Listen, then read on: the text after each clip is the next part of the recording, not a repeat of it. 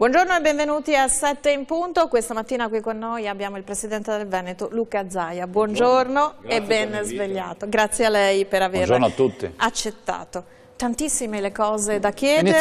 Iniziamo subito. È di ritorno dal Giappone, candidatura per le Olimpiadi Cortina-Milano. Lei è emozionato, l'abbiamo vista nel discorso, molto emozionato. Direi di sì, anche perché ho patito le pene dell'inferno all'inizio quando mi sono inventato questa candidatura e ho avuto qualche anima bella che andava a dire in giro, anche a voi giornalisti, che era tutta un'invenzione per andare sui giornali. Alla fine ho detto, cavoli, siamo qui davanti a 1200 delegati del Comitato Olimpico Internazionale, siamo in Giappone, siamo a Tokyo e siamo in finale, perché poi strada facendo Erzurum, candidatura turca, se n'è andato, Graz, candidatura austriaca, se n'è andata, Sion, candidatura svizzera, se n'è andata, Calgary, candidatura canadese, se n'è andata, e poi abbiamo perso Torino, che era con noi, se n'è andata anche Torino, quindi abbiamo avuto una moria di candidature che ha lasciato spazio a noi, quindi adesso noi siamo comunque in finale, noi, Milano Cortina e l'altra candidatura che è quella di Stoccolma. Cosa fatta? O per scaramanzia? Guardi, noi dobbiamo lavorare pancia a terra come avessimo 1000 avversari, l'ho detto anche ai nostri colleghi e compagni di viaggio, cioè evitiamo di cantare vittoria prima del momento. Diciamo che la nostra candidatura è bella, dà modo a chi dovrà scegliere di scegliere tra Stoccolma, e quindi Stoccolma è un po' di località sciistiche lì, oppure di pensare a una città internazionale come Milano, che ha una visibilità unica grazie anche all'Expo che c'è stato di recente, abbinato alla regina delle Dolomiti, al patrimonio dell'umanità, perché Dolomiti e UNESCO sono lì, a Cortina, e fra l'altro una città che è annoverata tra le 12 migliori ski hub, cioè territori dello sci più famosi del mondo, quindi tu dici riesco a dare ai miei potenziali turisti, ai potenziali diciamo, visitatori Milano e Cortina. Fra l'altro Milano con tutti gli sport del ghiaccio e a Cortina con lo sci alpino e poi tutto quello che rappresenta il bob, lo skeleton, il curling e lo slittino. Diciamo che ci siamo. Quanto la candidatura alle Olimpiadi cade un po' a proposito anche per rilanciare in questo momento l'immagine della montagna veneta, una montagna ferita, quanto è anche importante, no, connettere le due cose? Diciamo che è stato importante mettere fieno in cascina. Io in questi anni ho sempre lavorato per portare attività, iniziative in montagna a prescindere. Non è un caso che abbiamo i mondiali 2021, sono qui dietro l'angolo, non è un caso che per i mondiali 2021 si stiano investendo 242 milioni di euro, non è un caso che fra qualche giorno, sabato, se non ricordo male sabato mattino, se non ricordo male, si inaugureranno già le prime piste realizzate per i mondiali di sci. E non è un caso che io abbia portato avanti in tempi non sospetti la candidatura di Cortina, ricordo che fui criticato perché la presentai all'ultimo istante. Mi piacerebbe magari che voi giornalisti ogni tanto andaste a prendere le dichiarazioni in agenzia di qualche ben pensante che sosteneva che addirittura avevo sbagliato di presentare la candidatura. Fatto sta che oggi noi siamo in pole position. Commissario, per il maltempo serve 1 miliardo di euro, quanto avete fino ad ora raccolto attraverso il conto corrente istituito dalla Regione Veneto, c'è anche l'SMS solidale e come spera o pensa che sarà raccolto questo 1 miliardo che serve? Ma guardi, le dico intanto che l'SMS solidale, chi fa il messaggio al 45-55, una roba del genere, non mi ricordo più, fa un messaggio, dona 2 euro a tutte le regioni d'Italia, poi avremo una ripartizione. Da quello che so anche non ha avuto grandi versamenti.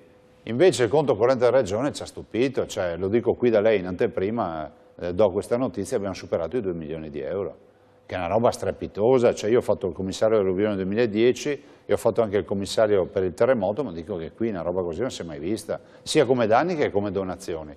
2 milioni di euro già in questo contesto a poco più di un mese dalla tragedia, direi che è positivo.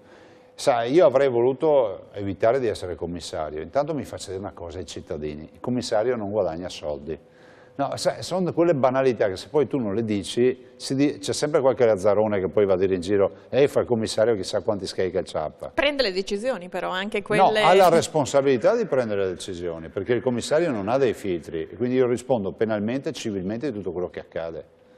Dovrò gestire le risorse, attenzione, il commissario è un commissario di governo, cioè io ho la mia carta intestata, la carta della Repubblica Italiana, non sparisce il logo della Regione del Veneto, mi spiace. Però lo faccio da Veneto. Questo anche se riuscirà a ottenere l'autonomia entro fine dicembre? Beh, insomma, se avessimo l'autonomia non avremmo avuto neanche bisogno del commissariamento, perché avremmo avuto i soldi.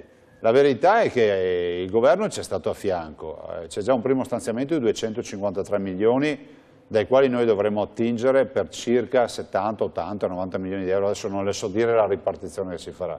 Mi è già stato annunciato che si farà un mega stanziamento in legge di stabilità, direi di andare avanti in questa direzione. Siamo molto preoccupati, lo è il commissario, cioè io. Perché un miliardo è tanto. Un miliardo è tanto, ma soprattutto un miliardo di guai che sono particolari, cioè su 100.000 ettari di bosco ne abbiamo 28.000, 30.000, 28.000, dipende come si considerano, rasi al suolo. Quindi noi dobbiamo andare lì, recuperare quei tronchi, portarli fuori dal bosco, pulire e ripiantumare.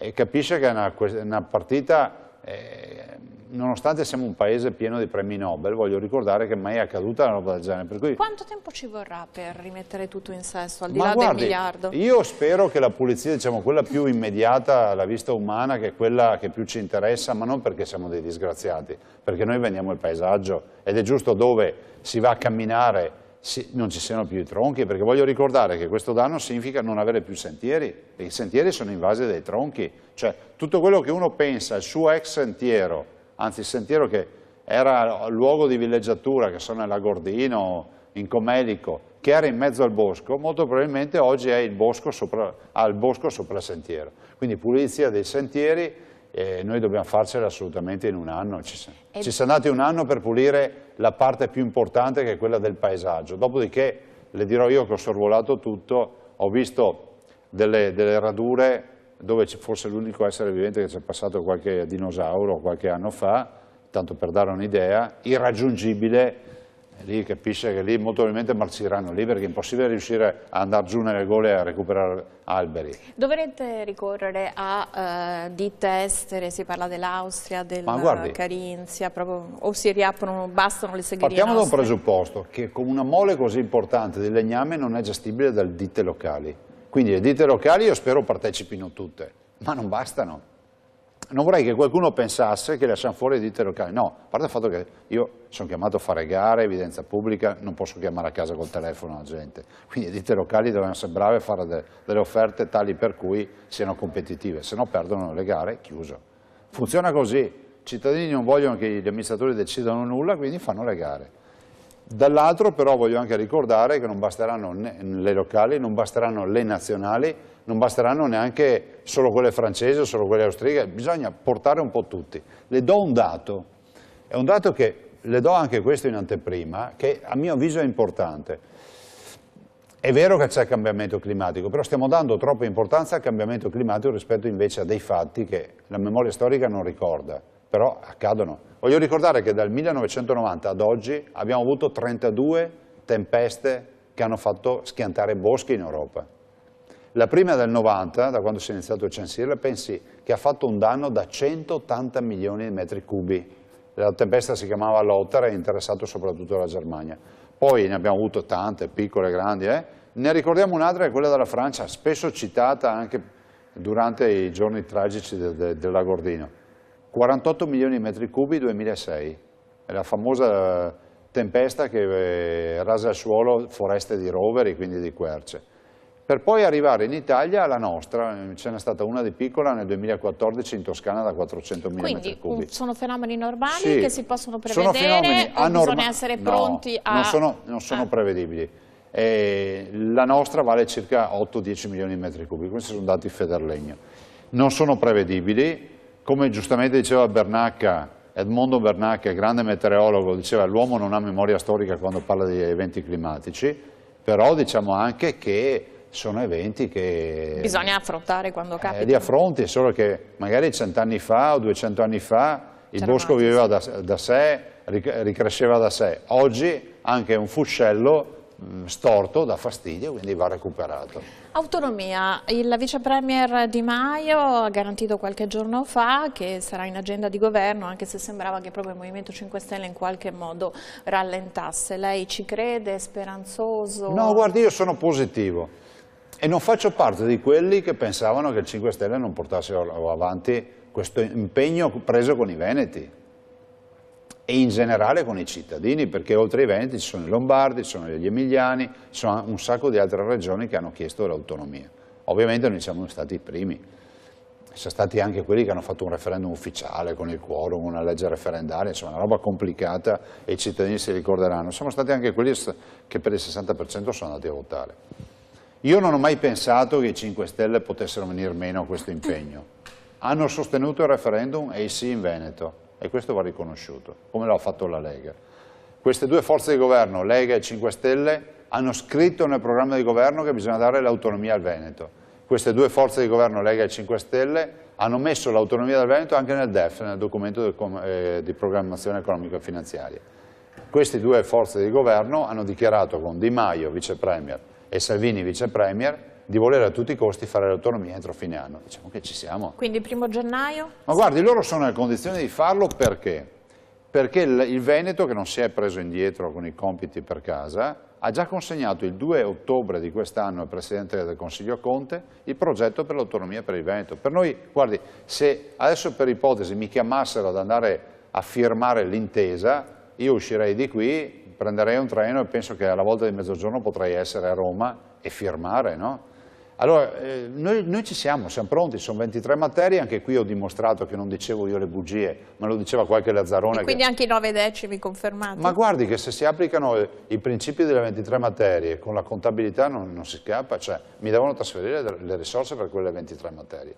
Ma non è neanche più questo il problema è di aver dimostrato ai cittadini che siamo stati e sono stato di parola e soprattutto non sono stati presi in giro, perché quando qualcuno andava a dire ai cittadini 23 materie è una fantasia, per fortuna che io non l'ho ascoltato o non li ho ascoltati, perché altrimenti oggi staremo a fare una trattativa per 4 o 5 materie. Dobbiamo però ricordare a tutti i telespettatori che una volta firmata l'intesa ci vuole il passaggio in Parlamento. Ma il passaggio in Parlamento, ecco, spieghiamolo bene, la legge costituzionale, la Costituzione dice che l'autonomia avvia con una proposta, diciamo, della Regione, il Governo la recepisce, la delibera in Consiglio dei Ministri e autorizza il Presidente del Consiglio a firmare l'intesa.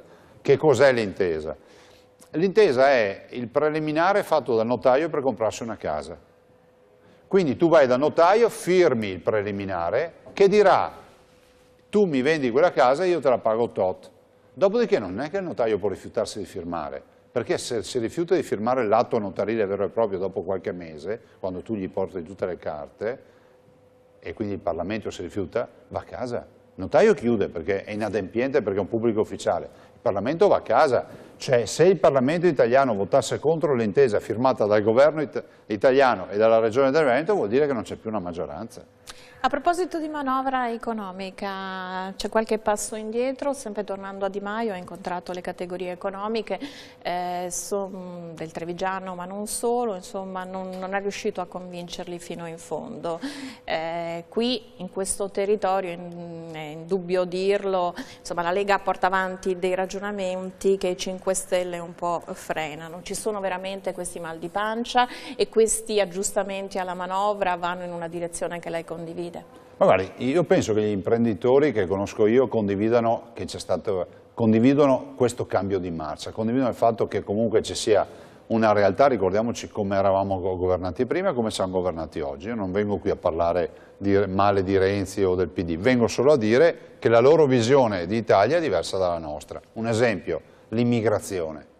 L'immigrazione è anche economia, no? La buona gestione dell'immigrazione, perché se il territorio si riempie di gente nulla facente, peggio ancora di gente che non ha scrupoli o che delinque o che ruba, eccetera, senza voler generalizzare, perché questo vale anche per i veneti, per gli italiani, per tutti, è ovvio, è un territorio che ha un'economia a rischio.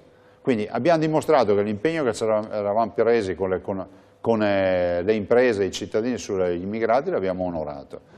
ce ne siamo preso un altro per rilanciare l'economia, ci possono essere delle misure che non vanno bene, io non faccio l'avvocato difensore del governo perché non sono nella stanza dei bottoni, dico che da un lato capisco le imprese quando chiedono più spiegazioni, fanno comunque delle considerazioni sul reddito di cittadinanza, insomma, è ovvio che è una partita dei 5 Stelle, non è una partita nostra. E quello anche... fa venire tanto mal di pancia, ma guardi, anche credo al cittadino. Se lo chiede a me, io sono contrario al reddito di cittadinanza, dico che se vuoi aiutare qualcuno do i soldi all'imprenditore e gli defiscalizzo l'assunzione, gli do delle defiscalizzazioni per assumere uno, ma non, pensione 100? Ma non do i soldi a chi è sul divano finché qualcuno lo chiamerà per andare a lavorare, perché c'è il rischio che nessuno mai lo chiami. Però al di là di questo voglio ricordare che noi siamo in un'assemblea di condominio dove non abbiamo il 51% in questo paese. Quindi se vogliamo governare e vogliamo risolvere dei problemi abbiamo dei compagni di viaggio. Se vogliamo fare i fenomeni stiamo all'opposizione tutta la vita. Quindi un compromesso è necessario? È necessario, ma anche nelle più buone famiglie, nelle migliori famiglie c'è il compromesso, anche per decidere cosa si mangia a pranzo o a cena o per decidere cose molto più importanti. La verità è che comunque gli imprenditori hanno diritto ad avere delle risposte e hanno diritto a vedere che queste risposte diventano concretamente dei fatti. Dopodiché, lo dico, ma senza fare avvocato difensore, lasciamoli governare, sono lì da 5 mesi, da quanto è, da giugno, alla fine si farà un bilancio, ma lo si fa alla volta della primavera, perché fatta la legge di stabilità si vede se le misure funzionano o non funzionano. Lei prima parlava di buona immigrazione, però è vero che proprio in questi giorni con le disposizioni del decreto sicurezza vengono fatti uscire dai CARA anche famiglie perché non hanno più diritto al sistema di assistenza, famiglie, bambini, insomma una situazione... Che sono i non rifugiati. Però magari erano in attesa di un riconoscimento, insomma questo meccanismo, tant'è vero che appunto la Chiesa si sta mobilitando, cioè come vede questo, guardi, io la vicenda, questo effetto? Questo passaggio... Che è crotone, ma poi magari si ripropone in altri casi. Mi perdoni, vado male a commentarlo perché non ne so bene la genesi, non sono abituato a parlare di robe che non conosco. Certo. Io so una cosa, che la legge dice che il sistema di protezione funziona finché non c'è il riconoscimento o il disconoscimento dello status di rifugiato. Quindi non so in particolare perché questi signori escano dai CARA e vengono messi in strada. Però vorrei ricordare che col sistema gestito fino al 1° giugno, quindi dagli altri, non da questo governo, funzionava che nel momento in cui tu eri riconosciuto profugo venivi sbattuto in strada perché il profugo non vale più 32 euro al giorno, invece il non profugo in attesa del riconoscimento o del disconoscimento valeva 32 euro. Voglio ricordare che con la modalità dei ricorsi che paghiamo noi poi cittadini per quei signori si arriva fino a 4 anni di attesa di risposta, quindi noi per 4 anni paghiamo i 32 euro, quello che sarà al giorno, adesso Salvini giustamente dice che sono troppi 32 euro, e quindi voglio anche ricordare che accadeva questo, cioè il profugo, quindi chi è scappato dalla morte della fame viene scaraventato in strada perché non vale più 32 euro, lo ripeto. Quello che invece fa i ricorsi, perché scusa, se il prefetto ti dice che non sei un profugo, non sei un rifugiato, tu ricorri, ma in che paese è che funziona che ricorri contro qualcosa che ti ha detto un'istituzione così importante come una commissione prefettizia? Cioè addirittura noi lasciamo l'istituto del ricorso. Vabbè, non si nega a nessuno l'istituto del ricorso, ma mi sa che stiamo esagerando, non è che stiamo parlando di un processo per omicidio per fatti gravi, stiamo parlando di uno che ti vuole raccontare la sua storia di vita e la commissione del prefettizio dice guarda tu non sei profugo. Una macchina che però in qualche modo deve essere aggiustata perché appunto anche i rimpatri, ecco, ma i rimpatri non sono immediati e poi sono anche costosi. Ma per questo non bisogna farli arrivare qui. No, certo, ma ormai ci sono. Sì, ma chi li aspettava a braccia aperte oggi dovrebbe spiegarsi come risolvere il problema. I cittadini ce l'hanno già spiegato mandandoli a casa, nel senso mandando a casa gli immigrati e mandando a casa anche chi ci governava. La verità è che noi dobbiamo garantire corridoi umanitari veri, seri, non per l'Italia, per tutta l'Europa, Italia compresa, per i profughi veri, per chi scappa dalla morte della fame. Ma il riconoscimento dello status di rifugiato, cioè sapere che tu sei scappato dal pericolo, da carestie, da genocidi, lo faccio negli hub africani, lo faccio negli hub in quei paesi, non posso portarti in Italia, verificare le carte, riconoscerti il diritto di ricorrere, star qui 4 anni con i ricorsi che paghiamo noi e poi dirti tu non sei profugo, cioè, dopo 4 anni te l'abbiamo detto 10 volte non sei profugo, torna a casa. Chi ti manda a casa? Più nessuno. Decreto sicurezza prevede rinforzi anche nella nostra regione e bene. Stiamo anche discutendo la legittima difesa. Bene, direi benissimo. Guarda, io torno dal Giappone, lo diceva lei con le Olimpiadi. Sono stato in un paese nel quale, io che non butto le carte a terra, ho scoperto, perché uno che cerca il cestino, scopri che non c'è il cestino. Cioè, all'aperto non c'è un cestino. Le strade sono pulite, non hanno le chewing gum per terra, nei marciapiedi non ci sono tutte quelle chiazze nere che sono gli esiti delle chewing gum, non hanno i mozziconi di sigaretta, tutto è in ordine, perché i bambini sono educati a portarsi a casa la cartina della chewing gum piuttosto che il sacchetto della merendina e a casa lo smaltiscono. Allora io penso che sia fondamentale pensare che questo paese deve ridarsi delle regole e partirei proprio dall'ordine pubblico. Il fatto che vengano più poliziotti, io mi scandalizzo che ci siano cittadini, pochi, mosche bianche, che addirittura dicono no, noi non vogliamo lo stato di polizia. No, guardate, male non fare, paura non avere. A me se mi mettono anche una camionetta vicino a casa con un po' di poliziotti non mi danno fastidio. Per cui penso bene, questo è un impegno che Salvini si era preso e lo sta portando avanti con molta coerenza. Se qualcuno non è d'accordo, aspetta le prossime elezioni e voterà quelli che c'erano prima che non facevano queste robe. Sanità Veneta, l'assessore alla sanità è diventato sottosegretario, ha già il nome in mente di chi prenderà il suo posto? No, guardi, le ho già dato 2 notizie, nella terza non posso dargliela, no?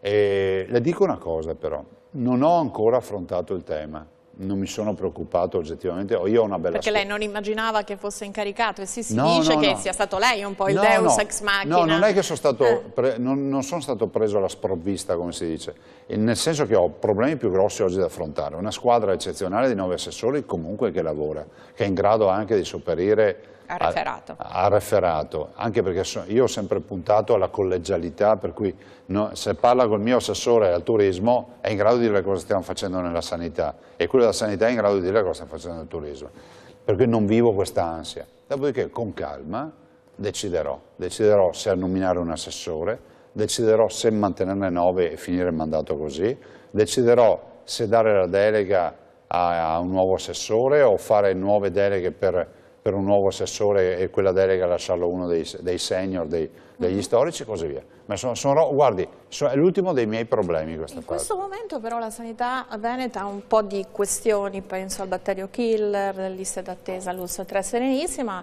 anche una buona notizia, all'ospedale di Padova ci sono i terreni. Ma si sa, io chiudo quest'anno con l'autonomia, con l'ospedale di Padova, con le Olimpiadi, cioè ne abbiamo fatte di cose, no? L'alluvione e tutto il casino che abbiamo fatto. Sì, batterio killer e tutte ste robe, ok, siamo in 54.000 operatori, eroghiamo 80 milioni di prestazioni sanitarie all'anno, abbiamo 68 ospedali, non vorrei che qualcuno pensasse che sia la gestione di uno scantinato di casa. In un contesto come questo, purtroppo, a volte ci sono anche i guai, no? Tu dici, ho comprato una macchina di una grande marca tedesca che mi dà la massima affidabilità, ma ogni tanto c'è anche qualcuna di quelle che resta a piedi, lo sappiamo. Ecco, io penso invece che sia fondamentale, sono robe gravi queste, soprattutto quelle del batterio killer, tanto è vero che ho detto trasparenza totale, risposte ai cittadini e sicurezza. Però è anche vero che viviamo in una comunità ormai dove è impossibile ormai accettare che ci sia l'errore umano. Non sto parlando del batterio killer e l'errore umano, perché lì bisogna chiarire tutto. Ma in generale, voglio ricordare che l'uomo non è infallibile, Quindi in un amore così grande di erogazione di servizi può capitare che ce ne saranno anche di nuovi in futuro, funziona così. Quanto alla vicenda della LULSS di Venezia lì si sta dipanando che c'è stato un inghippo, sembra abbastanza... Ma guardi, io in tempi non sospetti sono venuto a sapere questa vicenda, mi è stata comunicata dal direttore della sanità del Veneto, che lui fra l'altro dalle carte ho visto l'aveva già in mano da qualche mese, e io ho deciso di fare la cosa che deve fare qualsiasi amministratore. Ho segnalato la vicenda, non denunciato, perché le parole hanno un senso. La vicenda, nei suoi termini, ha una persona per bene che è il procuratore della Repubblica di Venezia, il dottor Cherchi. Ho detto, guardi procuratore, per iscritto ho scritto, funziona così e così, è una materia talmente complicata e sento talmente campane discordanti che si può andare dal malaffare totale all'estremo opposto, per cui guardi, io le consegno tutto, siamo a disposizione, noi non siamo forza inquirente che può indagare, fare, brigare, sono stati emessi dei provvedimenti disciplinari, però è bene chiarire perché poi i dipendenti si difendono, eccetera. E quindi vedremo, io ho massima fiducia nella Procura. I 500 milioni per l'ospedale di Padova, lei l'altro giorno ha detto, insomma, l'articolo 20, Roma, ecco. Guardi, non faccia come quelli che mi hanno detto che non ci sono soldi nel bilancio, chi sono? Quelli del PD mi sembra di aver capito, sì. Che non ci sono soldi nel bilancio per il bellunese. Stranamente sono quelli del PD. No, ma guardi, sì, che sono gli stessi che mi criticavano perché andavo a Tokyo... fanno l'opposizione, giustamente. Sì, ma l'opposizione io ho fatto opposizione, ma non l'avrei mai fatta queste robe. Se io vado a Tokyo per portare a casa le Olimpiadi per la montagna che è oggetto di questa catastrofe, sbaglio, e sbaglio perché non metto soldi per la montagna che è oggetto di questa catastrofe. Cioè, a me non torna il conto. Ma le dico di più. Ecco, perché non ne ci metterò sono soldi in bilancio regionale? No, ma non ne metterò un centesimo. E sa perché? I soldi ce li abbiamo. Perché? Ma a parte il fatto che non abbiamo 1 miliardo di euro. Vabbè, questo è ma perché a casa mia, siccome io qualcosa a Roma l'ho capita anche andando a fare il ministro, non si mettono soldi a bilancio, perché poi a Roma ti dicono, ce li hai già? A cosa ti servono?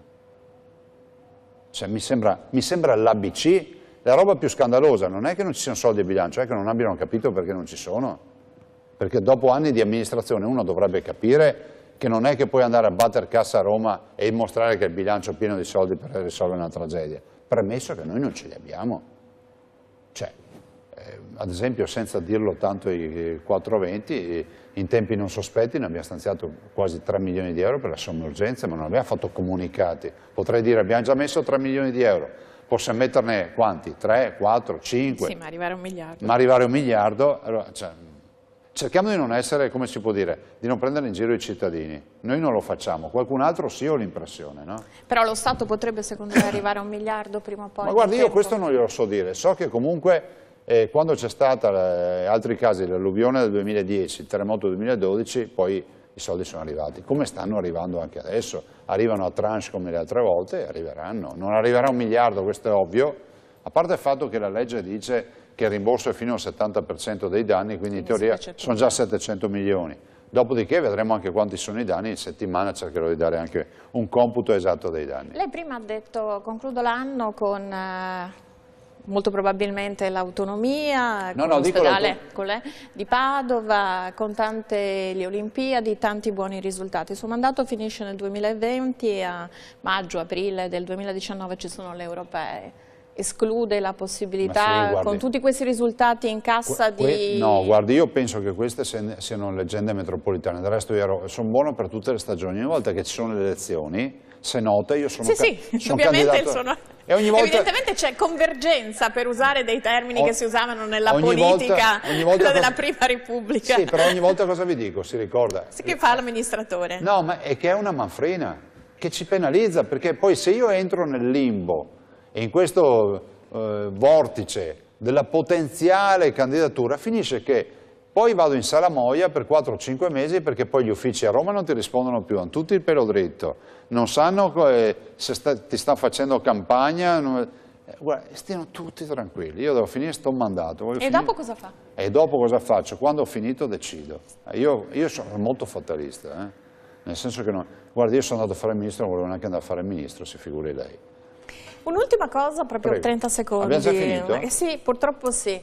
Togliere la parola Gesù dalla canzoncina di Natale, qualche sacerdote che dice non facciamo il presepe, però d'altra parte in Friuli non vogliono nell'asilo i bambolotti di colore per... Ma guardi, possiamo dire... Siamo un po' all'estremo. Ma no, direi buon Natale, è Natale. Ogni anno a Natale accade questo, ogni anno d'estate accade che... ci sono le notizie clou per i periodi clou, funziona sempre così, no? D'estate arriva l'AFA, tutti parlano di bagnanti che vanno nei fiumi a farsi il bagno perché scoprono che esistono i fiumi. Ma la vita non è fatta di slogan. No, però funziona così, e a Natale è un must, bisogna avere quello che dice che non c'è presepio, che non si fa più presepio, ogni anno ce l'abbiamo, ogni anno ne sparisce uno e ne ricompare un altro. Guardi, io posso fare una riflessione un po' più dotta. Sì, 30 secondi. Il Natale non offende nessuno. Pensi solo che lì dentro ci sono 2 persone, in quelle statuine, che sono citate nel Corano. Gesù, che è uno dei profeti, e la Madonna, che è l'unica donna citata nel Corano. Quindi non offende nessuno. E ha ragione. E poi la nostra identità. Esatto, è identitario. E ha ragione la comunità islamica a dire: ma noi lo vogliamo il Natale, lo vogliamo il presepe. E vogliamo anche i bambolotti di colore, però posso magari. Dire, possiamo volere anche i bambolotti di colore. Ringrazio quelli che fanno queste polemiche, ci hanno ricordato che c'è il Natale. Io ringrazio, perché non ho più tempo a disposizione, Luca Zaia, Presidente della Regione Veneto, ringrazio voi per averci seguito, arrivederci a domani mattina.